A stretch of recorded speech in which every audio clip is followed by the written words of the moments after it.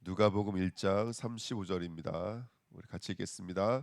천사가 대답하여 이르되 성령이 내게 임하시고 지극히 높으신 이의 능력이 너를 덮으시리니 이러므로 나실 바 거룩한 이는 하나님의 아들이라 일컬어지리라. 아멘. 기도하겠습니다. 하나님 감사합니다. 이번 한 주도 하나님이 우리에게 성령을 보내주시고 또 하나님의 말씀이 이루어지는 자리로 인도하시는 줄 믿습니다. 또 귀한 말씀을 통해서 다시 한 번 더 우리에게 되새김질해 주시는 귀한 말씀 되게 하시고 또 이 말씀을 통해서 우리 삶 가운데 성취되어지고 또 인도받아야 될 하나님의 약속과 언약을 확인하도록 축복하여 주옵소서. 감사드리며 예수 그리스도 이름으로 기도하옵나이다. 아멘. 우리 성탄절 메시지가 이 말씀이 잉태되는 성탄절이었습니다. 하루 지났지만 뭐 저와 여러분들이 1년 내내 사실은 말씀이 잉태되어지는 삶을 살아야 될 줄 믿습니다. 오늘 어저께 그 밑에 1장 46절부터 56절까지 보면은 마리아의 찬가가 나오는데요. 이 마리아의 찬가를 통해서 하나님이 우리에게 원하시는 것이 무엇일까? 창세기 1장 2절에 보니까 우리 인간의 문제가 눈에 보이는 문제가 아니라 혼돈공허 흑암의 문제구나. 그래서 정말로 하나님을 담을 수 있는 틀이 없고 내용이 없고 그렇게 하나님을 담지 못하고 있는 인간이 어떤 상태라면 깨닫지 못하고 듣지 못하고 알지 못하는 상태. 바로 이가 인간의 문제거든요. 마리아 찬가도 그 내용을 포함하고 있죠. 눈으로 봤을 때는 꼭그 마리아가 지금 받은 응답이 꼭 눈에 보여지는 어떤 비천함의 문제를 해결해 준 것 같은 그런 뉘앙스를 주지만 사실 이 마리아 찬가와 한나의 찬가는 되게 닮아 있죠. 그러면서 우리가 이제 추적해 볼 수 있는 이야기는 뭐냐면 이 당시에 이 사람들은 누가 없는 것이 비참합니다.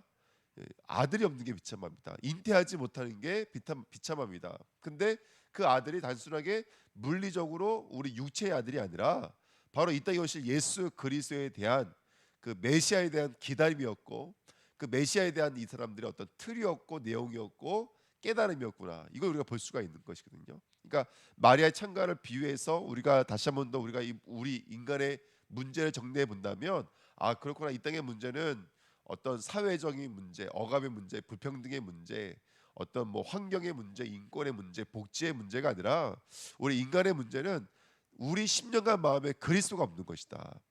근데 그 그리스도가 오는 유일한 방법은 바로 깨달음인데 말씀을 듣고 말씀을 깨달음인데 그 말씀을 듣지 못하고 깨닫지 못하는 상태 이게 바로 우리 인간의 비참함이구나. 예. 그래서 여러분들 한번 우리 인간의 문제가 무엇일지를 한번 좀 점검해보는 보통 시간 됐으면 좋겠습니다. 그래서 우리가 내가 아들을 잉태하지 못하고 그 아들이 정말로 말씀을 통해서 깨달아지지 못하고 그 말씀을 통해서 예수 그리스도가 보여지지 못하는 상태가 우리 인간의 문제다. 그래서 성탄이 주는 의미는 무엇이냐면 그 하나님이신 그분이 바로 그분의 구주로서 이 땅에 오셨다. 근데 어떻게 오셨냐면 말씀이 육신이 되어 오시는 모양으로 이 땅에 오셨다. 근데 이것이 우리에게는 영광이고 우리에게는 영화이지만 하나님에게는 그 무한하신 하나님이 그 완전하신 하나님이 우리가 보고 우리가 깨달을 수 있는 이 땅의 체계 안에 이 땅의 수준 안에 갇힌다는 것 자체가 하나님에게는 자신에게는 낮아짐이고 죄가 되는 것이고 사람의 모양이 되는 것이고 사람의 형체가 된다는 것이죠. 그러니까 이게 참 하나님 편에는 안타까운 이야기거든요. 그러니까 하나님이 그렇게 오셨다라는 거예요. 네. 그래서 누가복음 2장 11절 12절에 오늘 다윗의 동네에 너희를 위하여 구주가 나셨으니 곧 그리스도 주시니라. 너희가 가서 강보에 쌓여 구유에 놓여 있는 아기를 보리니 이것이 너희에게 표적이니라 하더니 그랬습니다. 뭐가 표적이라는 거예요, 여러분들? 예, 그렇죠. 그 예수 그리스도 하나님이신 그분이 이 땅에 율법의 모습으로 혈육의 모습으로 아이의 모습으로 구유에 있는 양식의 모습으로 그렇죠? 생명의 모습으로 하늘의 모습으로 빛의 모습으로 이 땅에 오는 거예요, 여러분들. 이게 표적인 거예요. 예. 그래서 하나님이 사람이 되신 것, 하나님이 다윗의 동네 다윗의 어떤 계보 안에 들어오신 것, 우리의 먹이가 되도록 양식이 되어 오신 것, 구유 안으로 오신 것, 바로 이게 우리가 하나님이 우리에게 주시고 싶은 최고의 표적이고 징조이고 역사인 줄 믿습니다. 그래서 우리가 저와 여러분들이 너에게는 어떤 증거가 있느냐, 어떤 표적이 있느냐 물어본다면 빌립보서 2장 5절 11절인 거예요. 너희 안에 이 마음을 품으라 곧 그리스도 예수의 마음이니. 그러니까 예수님은 어떤 마음을 품고 오신 거예요? 우리를 구원하시기 위해서 본체를 버리신 거예요.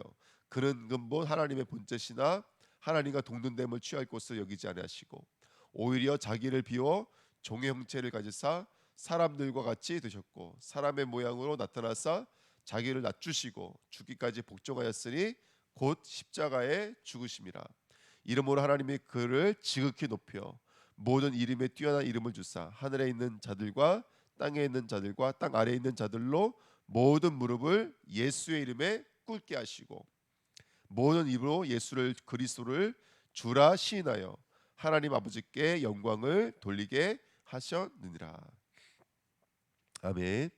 뭐가 표적입니까? 하나님이 그 본체와 근본을 버리시고 이 땅에 종의 형상으로 오신 거예요. 그렇죠? 혈육을 입고 오신 거. 그분이 우리가 감지할 수 있는 어떤 계시의 상태로 오신 거, 율법의 상태로 오신 거. 우리가 봤을 때 하늘이라고 보면 되게 높은 것처럼 보이고 빛이라고 그러면 생명이라고 하면 엄청나게 대단한 것처럼 보이지만 사실 하나님 입장에서는 그 유한하신 하나님이 무한하신 하나님이 유한 속으로 들어온 거잖아요. 그죠? 생명도 유한 아닙니까? 또 하늘도 유한 아닙니까? 그러니까 그 하나님은 그 유한 속으로 들어오신 것이죠. 이것이 우리가 받아야 될 표적이라는 거예요. 하나님이 우리가 감지할 수 있도록 그 아들의 모습으로 말씀의 모습으로 씨앗의 모습으로 생명으로 모습으로 오신 것이 표적 중에 표적인 줄 믿습니다. 그래서 성도의 표적은 뭐냐? 여러분 우리가 우리 자신을 점검해 보신다면 구원받은 증거가 뭡니까? 구원받은 증거. 오늘의 말씀의 인태가 있는 거예요. 하나님이신 그분이 오늘도 말씀이 되어 우리에게 와주셔야 돼요. 오늘도 그분이 정말 생명이 되어 우리에게 와주셔야 돼. 이게 우리가 받아야 될 최고의 구원의 증거인 줄 믿습니다.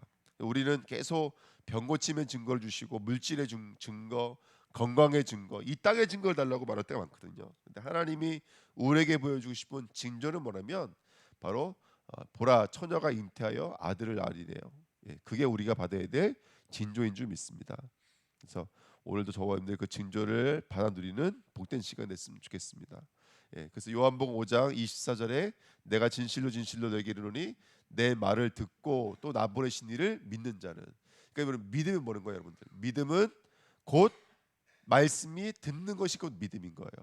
예, 그래서 내가 성취될 수 있는 그 믿음의 말씀을 가지고 있는 것, 이게 바로 우리가 받아야 될 최고의 표정인 줄 믿습니다. 로마서 10장 9절 10절 17절에도 내가 만일 내 입으로 예수를 주로 시인하여 또 하나님께서 그를 죽은 자 가운데 살리신 것을 내 마음에 믿으면 구원을 받으리라. 사람이 마음으로 믿어 의에 이르고 입으로 시인하여 구원에 이르니라. 오늘 성도들이 우리 마음에 그 무한하신 하나님이 그 십자가와 부활의 모습으로 우리 안에 들어와 계시는 것. 그리고 17절에 그러므로 믿음은 들음에서 나며 들으면 그리스도의 말씀으로 말미암았느니라. 그 예수 그리스도가 말씀으로 저와 여러분들 마음속에 들어와 있는 것, 우리 입술로 고백되어지고 있는 것, 이게 최고의 징조의 표적인 줄 믿습니다. 그래서 요한복음 12장 24절에도 그래서 예수님이 어떤 모습으로 오신다고 약속되어져 있냐면 하늘의 미랄의 모습으로 오시는 거예요. 그래서 그분이 떨어져 죽어야지만이 30배, 60배, 100배 열매를 맺을 수 있는 줄 믿습니다. 마태복음 13장 1절부터 10절에 말씀 나눴죠. 두 가지 밭이 있어요. 길가밭이 있고 가시덤불 밭이 있고 또 다른 밭이 뭐라면 옥토밭이 있거든요. 두 가지 밭이 있는데 중요한 건 뭐냐면 성도는 그 말씀에 씨앗이 떨어지더라는 것입니다. 그래서 그 예수 그리스도를 잉태할 수 있고 말씀을 잉태하고 말씀을 해설하고 말씀을 양육할 수 있는 사람이 바로 믿음의 사람들인 줄 믿습니다. 그래서 여러분 온 교회가 말씀의 잉태, 말씀의 해산, 말씀의 증거를 갖는 교회가 됐으면 좋겠습니다. 모든 기관 부서가 말씀의 축복이 있었으면 좋겠고 사실은 우리가 제자라고 그러면 우리가 그 세상에서 말하는 기준을 가지고 제자를 삼을 때가 너무나 많아요. 교회도 지금. 그래서 유관소 말씀 목사님도 그 얘기 하시잖아요. 자기가 부교육자로 갔던 교회는 그 교회 모든 성도님들 대부분 중직자인들 장로님들이 뭐 국회의원 이런 분들 뭐 법관 이런 분들이 대부분 어, 장로님이셨다라는 거예요. 그러니까 그러니까 너무 너무 힘들었다는 얘기를 이제 이야기 이전에 한번 들은 적이 있는데요. 교회 안에도 우리가 제자 중직자의 기준이 세상적 기준이 되면 절대로 안 되고, 교회는 모든 것의 기준이 그 사람에게 말씀이 있느냐 없느냐에 있는 거예요. 말씀이 정말로 인티되고 있느냐, 말씀에 뿌리 내리고 있느냐. 또 우리가 성도를 봤을 때에도 이제 이 성도가 교회를 열심히 나온다 그래서 그게 믿음의 기준은 아니잖아요. 그렇죠? 이 사람에게 말씀이 정말로 인티되고 있느냐, 이게 기준인 거예요. 예. 그래서 뭐 아무리 여러분 새벽 예배 한 번도 안 빠지고 나올 수 있을까 없을까요? 있어요. 근데 이게 들여다보면은 말씀이 하나도 없다고 한다면 그건 너무너무 애통한 일이죠. 그래서 가장 중요한 건 뭐냐면 말씀이 인태되어지는 것입니다. 네, 그래서 뭐 중직자라 그래서 우리가 다 이뤘담도 아니요, 그렇죠? 이미 성취된 것도 아니고, 말씀이 정말 인태되어지고 있는 자가 제자고, 말씀이 인태되고 있는 자가 중직자가 맞습니다. 네, 그래서 우리 주은혜교회는 그런 기준으로 일꾼도 세워져야 되고, 그런 기준으로 교회가 성도들을 대해야 된다고 생각이 들어요. 그래서 교회를 한 번도 안 빠져나오고 헌금을 많이 해서 중직자가 아니라 정말로 우리 주은혜교회는 말씀의 인태가 있는 그런 교회가 될 줄 믿습니다. 그래서 너 기도해야 되고, 또 겉은 멀쩡한데 정말 말씀만은 안 들어가는 사람들도 있어요. 그러니까 이게 사람의 일로 되는 건 절대로 아니거든요. 그러니까 평생 우리가 사역해도 그 사람이 구원받는지 안 받는지를 뭘로 알 수 있냐면 결국 정말 그 사람이 말씀에 반응하고 있는지 아닌지를 보면은 알 수가 있거든요. 그러니까 우리가 끝까지 말씀에 반응할 수 있도록 하나님께 은혜를 구하고 함께 기도할 줄 믿습니다. 예. 그러니까 이게 똑똑한 문제, 지식의 문제는 절대로 아닙니다. 우리 아이들도 굉장히 똑똑하거든요. 그래도 제가 이게 물어보면은 이상하게 말씀만 안 들어가요. 말씀만 모르고 있고, 그러니까 사단은 어떻게든지 말씀을 못 듣게 만들고 있는 것이죠. 그래서 말씀을 들을 수 있는 길을 달라고 기도해야 되고, 또 어제 잠시 말씀 나눴지만 성도들이 설교 준비를 꼭 하셔야 됩니다. 그래서 교회 오시기 전에 정말 성경 본문도 읽어보시기도 하고, 저번 주 강단 말씀 읽어보기도 하고, 그러면서 정말 오늘 나가야 돼 교대 좀 붙잡고, 뭐 우리 전사님들 잘해주시지만 모든 순서마다 말씀 붙잡고 기도하게 만들고, 말씀 붙잡고 포럼하게 만들고, 그렇게 인도받을 때야 비로소 교회는 교회되어집니다. 정말로요. 예. 그 지금까지 우리 주내교회 여러분 다른 시스템 제가 볼 때 없었어요. 그나마 조금 있었다면 그나마 성도님들이 말씀 붙잡는 거 철저히 해주셨던 것 같아요. 우리 중자님들도 그렇고. 그러니까 말씀이 임하는 사람이 전부입니다. 말씀이 임하는 사람이 제자이고, 말씀이 임하는 사람이 중직자입니다. 그래서 겉이 멀쩡해서 중직자가 아니라 진짜 아무리 내가 부족하고 연약해도 말씀이 임하는 사람이 진짜 하나님의 사람입니다. 네. 그래서 우리 어저께도 우리 청년들 모임이 있었는데 전뭐 너무너무 감사한 일이고요. 그래서 우리 청년부가 진짜 한 사람 한 사람 조용히 만나서 말씀 포럼 해주셔야 돼요.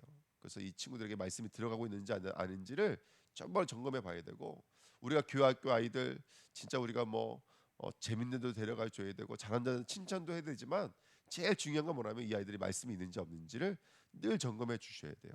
이것만이 표적이고 그것만이 징조이며, 그래서 그것만이 우리에게 기준이 되는 줄 믿습니다. 그렇죠? 예. 그래서 말씀이 임하는지 안 하는지를 우리가 봐야 될 줄 믿습니다. 자, 그럼 누구에게 말씀이 임하느냐? 마리아에게 말씀이 임합니다. 십자가의 주인공들이 누구였냐? 마리아들이 십자가의 주인공들이었습니다. 부활의 주인공들이 누구였냐?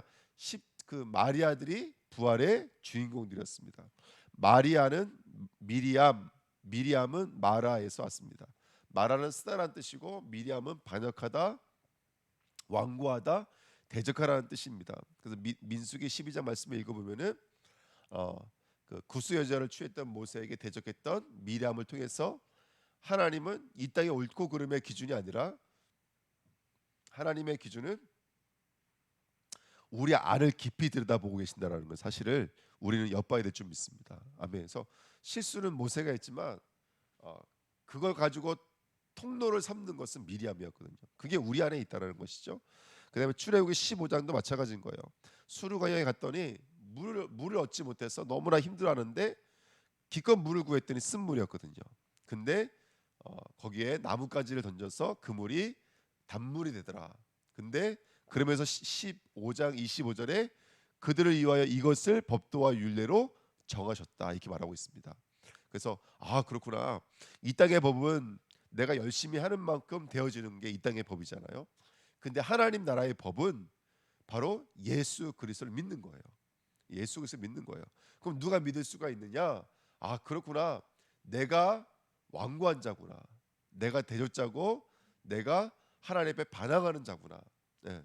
내가 죄인이구나. 난 쓴 자구나라고 인정이 되어지는 자가 하나님 앞에 그 그리스도가 나의 그리스도로 임하는 축복의 이 연결점인 줄 믿습니다. 너무나 중요합니다. 여러분 내가 복음이 필요한 자예요. 그렇죠? 내가 복음이 필요한 자예요. 내가 십자가가 필요한 자예요. 내가 불뱀에 물린 자예요, 여러분들. 그래서 정말로 그 그리스도의 비밀이 보여져야 돼요. 그래서 여러분 지금도 창세기 3장, 6장, 11장 그 에덴 사건, 네피림 사건, 바벨탑 사건은 지금도 무한 반복되고 있지 않습니까? 사도행전 14장, 16장, 19장 모든 일을 시작할 때 사실은요 우리의 생각과 마음을 붙잡고 있는 사단의 권세가 먼저 무너지는 것이 시작인 것 같아요. 예. 그 다음에 운명, 우상, 영혼, 육, 내세, 후대 문제를 가지고 역사하고 있는 흑암의 권세가 완전히 무너져야 될 줄 믿습니다. 그때 누가복음 1장 35절 우리 아까 읽었던 말씀처럼 선사가 대답하여 이르되 성령이 내게 임하시고 지극히 높으신 이의 능력이 너를 덮으시리니 이러므로 나실 바 거룩하신 이는 하나님의 아들이라 일컬어지리라. 아멘. 저와 여러분들에게 오늘 예수 그리스도가 말씀으로 잉태될 줄 믿습니다. 성령으로 다시 말하면 말씀으로 임하시고 씨하신 거예요. 말씀이 씨하신 거예요. 그게 바로 그 말씀이 우리 심령과 마음에 임하는 것이 능력이 덮으시는 거예요. 이게 표적이고 역사이고 징조인 거예요. 그러니까 여러분 하나님이 보여주시는 최고의 표적이 뭐냐? 우리가 말씀이 임하더라. 하나님이 우리 안으로 들어오시더라. 우리가 하나님을 보고 하나님을 듣고 하나님을 읽어낼 수 있더라. 이렇게 말씀의 잉태, 말씀의 해산이 성도의 최고의 축복인 줄 믿습니다. 여러분 다시 한번 더 질문하자면 우리의 비참함이 뭡니까? 우리의 비참함이 무엇입니까? 아들이 없는 것입니다. 말씀이 없는 것입니다. 말씀의 잉태가 없는 것이 최고의 비천함인 줄 믿습니다. 오늘 새벽에 정말 한번 점검해 보시면서 한번 기도해 주십시오. 내게 말씀이 있는지. 네 번째입니다. 그래서 성도는 어떤 왕성이 있어야 되냐면 창세기 3장 15절에 임신하는 고통, 수고로 자식을 낳는 삶, 또 남편에게 다스림을 받는 것, 말씀의 임재, 말씀의 해산, 말씀의 여정. 아까 말씀드렸던 것처럼 이 응답이 우리에게 임해질 줄 믿습니다. 아멘. 여러분 계속해서 우리는 잉태하는 삶을 사는 거예요. 근데 이 잉태가 고통이라고 성경에 써 있는 거예요. 왜일까요, 여러분들?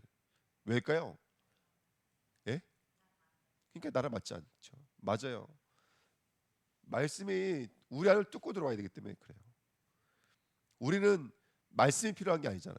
다른 게 필요한 거예요. 우리가 눈으로 봤을 때는 물질이 필요한 것 같고 건강이 필요한 것 같으니까. 그러니까 이게 그러니까 예수 그리스도를 임신하는 게 고통의 삶이라니까요. 사실은요. 그 수고로 자식을 낳고 남편 다스리는 예수가 날 다스려 주셔야 되는 거 이게 오늘 성도들이 받아야 될 축복인 줄 믿습니다. 다시 한번 더요. 우리 성도가 받아야 될 최고의 징조와 표징은 예수 그리스도가 그 무한하신 분이 말씀이 되어서 우리 안에 잉태되어지는 것인 줄 믿습니다. 그래서 내가 말씀이 내 안에 있는지 말씀이 나를 통해서 흘러가고 있는지 그렇게 내가 말씀이 증거되어지는 다스림 속에 있는지 오늘 나를 점검해 보시면서 이 성탄의 의미를 다시 한번 더 되새기시는 축복된 하루 되시기를요 예수님의 이름으로 부탁드립니다. 예, 기도하겠습니다. 하나님 아버지 다시 한번 더 우리에게 있어서 표징이 있는지 징조가 있는지를 점검합니다. 하나님 정말로 그 무한하신 하나님의 유한 속으로 들어오실 때 그 놀라운 축복과 기적이 우리 성도들의 삶 속에 이루어지기를 원합니다. 말씀이 잉태되게 하시고 말씀이 해산되게 하시며 예수 그리스도의 말씀이 증거되어지는 귀한 여정과 축복을 걸어가도록 역사하여 주옵소서. 성탄의 축복이 매일의 성탄 되어지길 원합니다.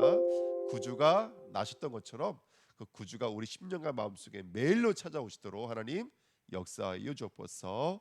감사드리며 예수 그리스도의 이름으로 기도하옵나이다. 아멘.